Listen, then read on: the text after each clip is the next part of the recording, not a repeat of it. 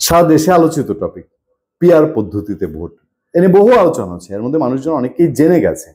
তারপর আমরা যতটুকু খোঁজ নিয়েছি, আমরা বহু 2-3 দিন আমরা অপেক্ষা করেছি যে একদম টোটাল ক্লিয়ার হই, সিনারিওটা সম্পূর্ণ পরিষ্কার থাকা দরকার যে পিআর পদ্ধতিতে ভোট কেন হঠাৎ চাওয়া হয়েছে এবং ভোট হলে কি হবে এবং এর আসলে উদ্দেশ্যটা কি। আচ্ছা, প্রথমত আসেন পিআর পদ্ধতিতে ভোট হলে কি হবে। পিআর পদ্ধতিতে ভোট হলে, ধরেন আজকে ভোটের দিন সারা বাংলাদেশে যত মানুষ ভোট দিবে তারা সব বিভিন্ন প্রতীকে ভোট দিবে। প্রতীক মানে আপনার কোনো প্রার্থী থাকবে না, বিভিন্ন দলের, আওয়ামী লীগ, বিএনপি, আওয়ামী লীগ তো বাদ না, আচ্ছা, বিএনপি, জামাত ইসলামী, জাতীয় পার্টি, এনসিপি, আম আদমি পার্টি, বাম আদমি পার্টি, তারপরে অবশ্য বলতে গেলে বেশিরভাগই চলে আসে অনিবন্ধিত দল। আচ্ছা, নিবন্ধিত দলরা সবার মার্কা থাকবে।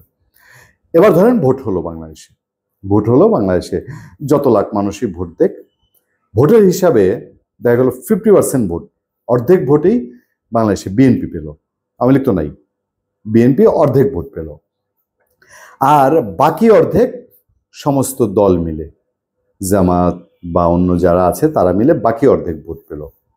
তো তখন কি হবে যে ওই ভোটের ভিত্তিতে বিএনপি অর্ধেক ভোট পেয়েছে, তাহলে বিএনপি সংসদে আসন পাবে 150টা, কম বেশি বাদ দিলাম আমি, যে বিএনপি অর্ধেক ভোট পেয়েছে, অর্ধেক ভোট পেলে সংসদে আসন 300 অর্ধেক 150 আসন বিএনপি পাবে। এই 150 জন্য এমপি কে হবে সেটা তারেক রহমান সাহেব ঠিক করবেন। তারেক রহমান সাহেব যাকে মর্জি তাকে তিনি ওখানে এমপি হিসাবে দিবেন। এখন আপনার জায়গায়, আপনার বাড়ি যেখানে আছে, এখানে রহিমউদ্দিন, কলিমউদ্দিন, সলিমউদ্দিন যে কেউ, এটা তারেক রহমান সাহেব ওখানে দিতে পারবেন, এটা একান্তই তার ইচ্ছার বিষয়। আচ্ছা, আর যে বাকি অর্ধেক ভোট যে বিভিন্ন দল মিলে পেল, তারা একাট্টা হলে পরে এখন পর্যন্ত মোটটুকু ইচ্ছা মনে হয় যে ধরেন জামাতে ইসলামীর আমির ডক্টর শফিকুর রহমান, উনি এখন পর্যন্ত কোথাও ভোটে পাশ করেননি, তার পাশ করার কোনো রেকর্ড নাই, হয়তো সুযোগ হয় নাই বা যেটা কিছু হোক, উনি পাশ করেননি।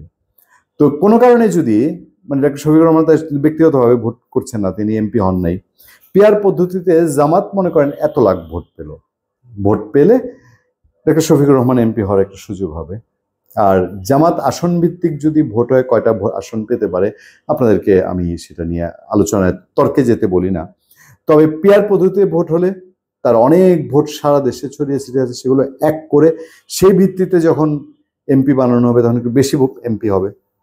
একইভাবে এনসিপি যদি সাধারণভাবে ভোট হয় বর্তমান নিয়মে একটা আসনও যদি না পায়, কিন্তু পিআর পদ্ধতিতে সারা দেশে গিয়ে হইলেও 2-4 লাখ ভোট তো পাবে, সেই 2-4 লাখ ভোটের ভিত্তিতেই তার 1-2 জন এমপি হবে। তাহলে সেই 1-2 জনকে নাহিদ ইসলাম কাকে চুজ করবেন? তখন তার নিজের মানুষকে চুজ করবেন। এটা গেল একটা দিক। দ্বিতীয় দিক হলো আপনার যে এই যে চুজ করা পার্টির নেতা যিনি, সব পার্টি তো ঠিক মানে ভালো দল না। ধরেন যে আমি বললাম যে জামাত ইসলাম খুব ভালো দল, তারা শফিকুর রহমান সাহেব কারো কাছে পয়সা খেয়ে কাউকে এমপি বানাবেন না। এনসিপিও ভালো দল, বানাবেন না। বিএনপি নিয়ে তো সমালোচনার শেষ নেই। বিএনপিকে বলাই হয় যে তারা তাদের মনোনয়ন বাণিজ্য মানে দলীয় প্রধানরা না চাইলেও দলীয় বাণিজ্য হয়, কারণ তাদের দলে আরো প্রভাবশালী অনেক মানুষ থাকেন যাদের সাথে মূল নেতা নেত্রী যারা, সেটা তারেক রহমান বলেন, বেগম খালেদা জিয়া বলেন, তারা পরামর্শ করে। তো ওই যে ডাক সাইডে যারা, তাদের মধ্যে 2-4 জন আবার আছে কোটি কোটি টাকা নেয়। আমি একটা উদাহরণও জানি আপনাদেরকে, আরেকবার বলবো, এটা আমি লম্বা করতে যাচ্ছি না। সালাউদ্দিন কাদের চৌধুরী, বিএনপি প্রয়াত নেতা, তিনি রাজসাক্ষী থেকে আমাকে সরাসরি তিনি জানিয়েছিলেন যে বিএনপিতে কিভাবে এই বেগম খালেদা জিয়া বা তারেক রহমান ছাড়াও কিভাবে বেচাকিনি হয়ে যায়।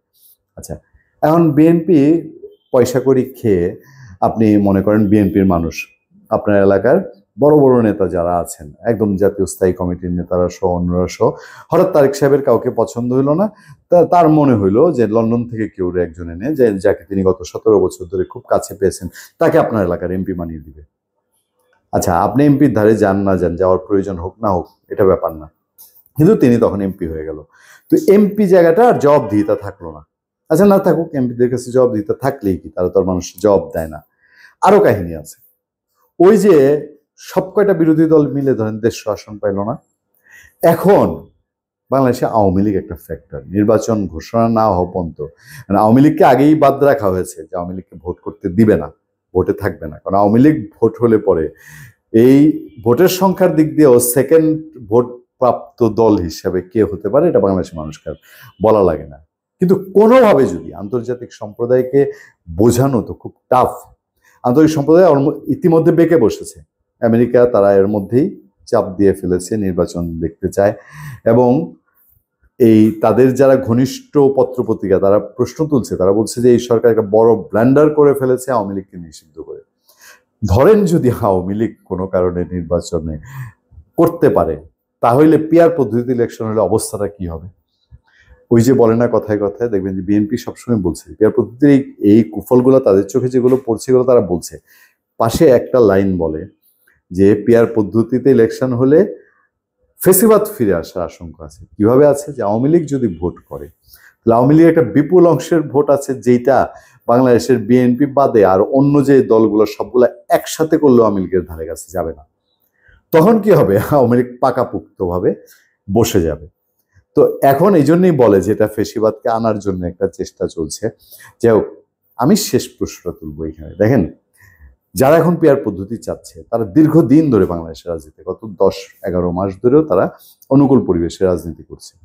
যখন নির্বাচন শুধু ফেব্রুয়ারিতে এসে মোটামুটি একটা আলাপ হয়েছে ফেব্রুয়ারিতে নির্বাচনটা হয়ে যাবে, কেন তখন এই পিআর পদ্ধতির টোপটা বাজারে ছেড়েছে?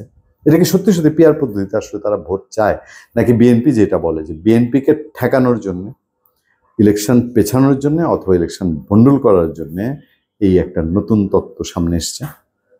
ভালো থাকবেন, সুস্থ থাকবেন। আপনাদের সাথে আমি আতিক রহমান পূর্ণিয়া।